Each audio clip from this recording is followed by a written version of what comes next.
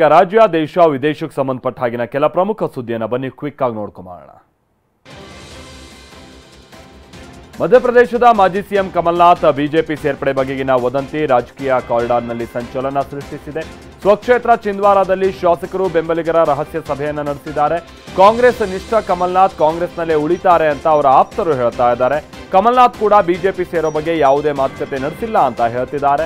ಇದರ ಮಧ್ಯೆ ದೆಹಲಿಯ ತಮ್ಮ ಮನೆ ಮೇಲಿನ ಜೈ ಶ್ರೀರಾಮ್ ಧ್ವಜವನ್ನ ಕಮಲ್ನಾಥ್ ತೆರವುಗೊಳಿಸಿರುವುದು ಕುತೂಹಲಕ್ಕೆ ಕಾರಣವಾಗಿದೆ. ರಾಜಸ್ಥಾನದ ಮಾಜಿ ಸಚಿವ ಮಹೇಂದ್ರಜೀತ್ ಮಾಳವಿಯಾ ಕಾಂಗ್ರೆಸ್ಗೆ ಗುಡ್ ಬೈ ಹೇಳಿದ್ದಾರೆ. 4 ಬಾರಿ ಶಾಸಕರಾಗಿ ಗೆದ್ದಿರುವಂತಹ ಮಹೇಂದ್ರ ಅವರು ಇವತ್ತು ಬಿಜೆಪಿ ಸೇರಿದ್ದಾರೆ. ಜೈಪುರದಲ್ಲಿ ಇವತ್ತು ಮಹೇಂದ್ರಜೀತ್ ಅವರು ಬಿಜೆಪಿ ನಾಯಕರು ಪಕ್ಷಕ್ಕೆ ಸೇರ್ಪಡೆಯಾಗಿದ್ದಾರೆ.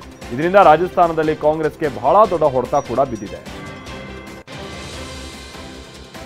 ಇಂಡಿಯಾ ಮೈತ್ರಿಕೂಟಕ್ಕೆ ಜಮ್ಮು ಕಾಶ್ಮೀರದಲ್ಲಿ ಮತ್ತೊಂದು ಆಘಾತ ಆಗಿದೆ. ಜಮ್ಮು ಕಾಶ್ಮೀರದ ಮಾಜಿ ಸಿಎಂ ಮೆಹಬೂಬಾ ಮುಫ್ತಿ ಅವರ ಪಕ್ಷ ಲೋಕಸಭಾ ಚುನಾವಣೆಗೆ ಏಕಾಂಗಿ ಸ್ಪರ್ಧಿಸೋದಕ್ಕೆ ನಿರ್ಧರಿಸಿದೆ. ಹಾಗೆ ಯುಪಿಯಲ್ಲಿ ಲೋಕಸಭಾ ಚುನಾವಣೆಗೆ ಈ ಬಾರಿ ಮಾಯಾವತಿ ಅವರ ಬಿಎಸ್ಪಿ ಕೂಡ ಏಕಾಂಗಿ ಹೋರಾಟ ನಡೆಸಲಿದೆ. ಇತರ ಪಕ್ಷಗಳೊಂದಿಗಿನ ಮೈತ್ರಿ ವದಂತಿಗೆ ಬಿಎಸ್ಪಿ ಅಧಿನಾಯಕಿ ಮಾಯಾವತಿ ತೆರೆ ಎಳೆದಿದ್ದಾರೆ.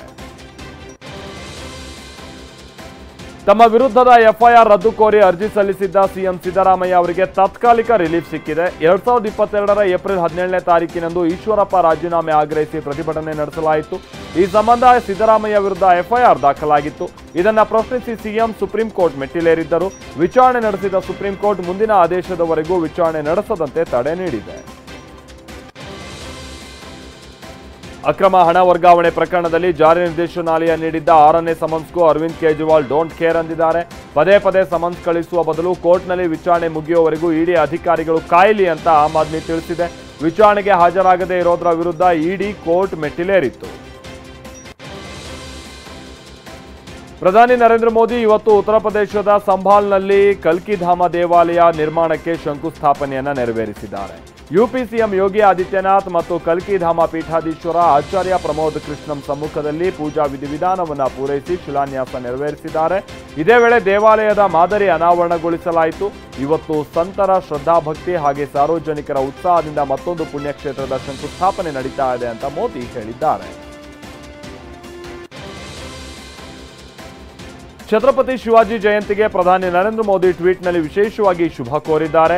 ಟ್ವೀಟ್ನಲ್ಲಿ ಶಿವಾಜಿ ಸಾಧನೆಗಳನ್ನ ವಿಡಿಯೋ ಮುಖೇನವಾಗಿ ಬಣ್ಣನೆ ಮಾಡಿರುವಂತಹ ಪ್ರಧಾನಿ ಮೋದಿ, ಛತ್ರಪತಿ ಶಿವಾಜಿ ದೂರದೃಷ್ಟಿಯ ನಾಯಕ, ನಿರ್ಭೀತ ಯೋಧ, ಸಂಸ್ಕೃತಿಯ ರಕ್ಷಕ ಮತ್ತು ಉತ್ತಮ ಆಡಳಿತ ಸಾಕಾರ. ಅವರ ಜೀವನವು ಅನೇಕ ತಲೆಮಾರುಗಳಿಗೆ ಸ್ಫೂರ್ತಿದಾಯಕ ಆಗಿದೆ ಅಂತ ಹಾಡಿ ಹೊಗಳಿದ್ದಾರೆ.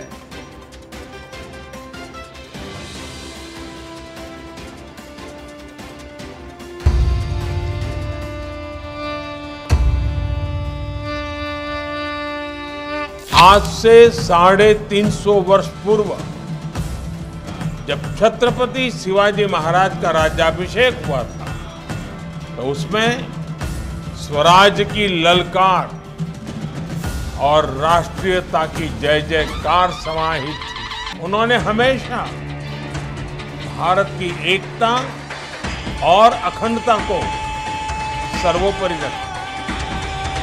आज एक भारत श्रेष्ठ भारत के विजन में छत्रपति शिवाजी महाराज के विचारों का ही प्रतिबिंब देखा जा. ಇನ್ನು ಬಾಲಕಿಯೊಬ್ಬಳ ಕನಸಿನಲ್ಲಿ ಕಂಡಂತಹ ವಿಗ್ರಹ ಆಕೆ ತೋರಿಸಿದ ಜಾಗದಲ್ಲೇ ಪತ್ತೆಯಾಗಿದೆ. ಉತ್ತರ ಪ್ರದೇಶದ ಶಹಜಾನ್ಪುರದಲ್ಲಿ ಘಟನೆ ನಡೆದಿದೆ. ನಿಗೋ ಪ್ರದೇಶದ 10 ವರ್ಷದ ಪೂಜಾ ಅವರ ಕನಸಿನಲ್ಲಿ ಕೃಷ್ಣನನ್ನ ಕಂಡಿರೋದಾಗಿ ಆಕೆ ಹೇಳಿರ್ತಾರೆ. ಕೃಷ್ಣನ ವಿಗ್ರಹ ಇರೋದಾಗಿ ದರ್ಗಾದ ಜಾಗವೊಂದನ್ನು ತೋರಿಸಿದ್ದಳು. ಅದೇ ಜಾಗದಲ್ಲಿ ವಿಗ್ರಹ ಸಿಕ್ಕಿದ್ದು ಜನ ಅಚ್ಚರಿಗೊಂಡಿದ್ದಾರೆ.